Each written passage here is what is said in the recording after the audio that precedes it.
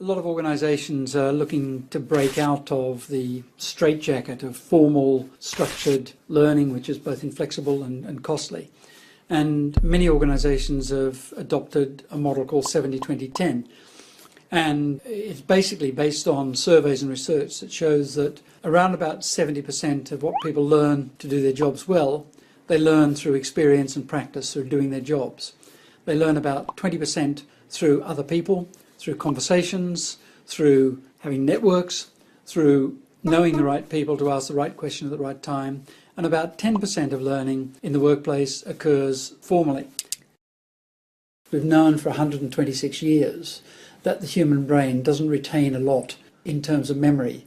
Herman Ebbinghaus did research back in 1885, what is now known as the Ebbinghaus forgetting curve, that shows that any one of us will forget about half of what we've been told within an hour of being told it, unless we have the opportunity to put that into practice within that hour.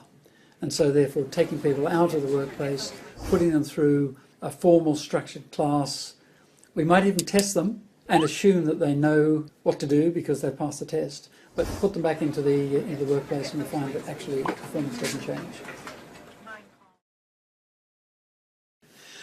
The reason that 70-20-10 has been taken up by so many organisations is that it overcomes two major problems with traditional training approaches. The first problem is cost. The second problem is timeliness.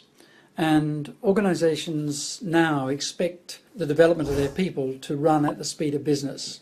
And 70-20-10 helps organisations do just that. A lot of research has been shown that learning is all about context. And if you keep people in the workflow and provide them with facilities and support for learning, the learning is much more effective, it's faster, it's cost effective and efficient and effective.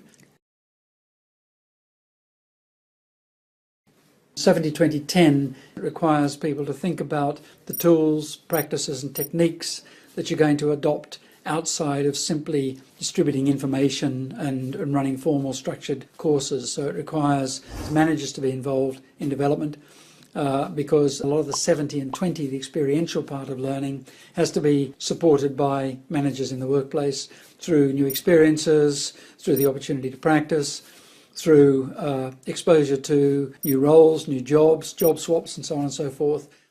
It also opens up whole new channels for learning. So, for example, the use of mobile technology, which is expanding rapidly. One of the questions I'm often asked is, if you're looking at a model like 70-20-10, you're obviously going to focus a lot more on what is called informal learning. And the question I'm often asked is, how do we manage that?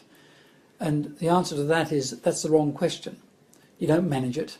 You can facilitate it, you can support it, you can help it happen, but actually you can't manage it.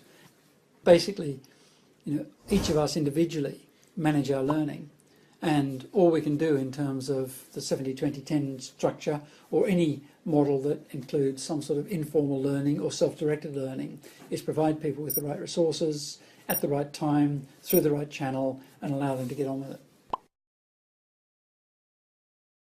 And you'll never get a learning organisation if you're continually pushing content at people and expecting them to learn. Learning organisations only emerge once people, individuals, start to pull learning when they need it, where it's going to be most effective for them, and when they've got problems to solve.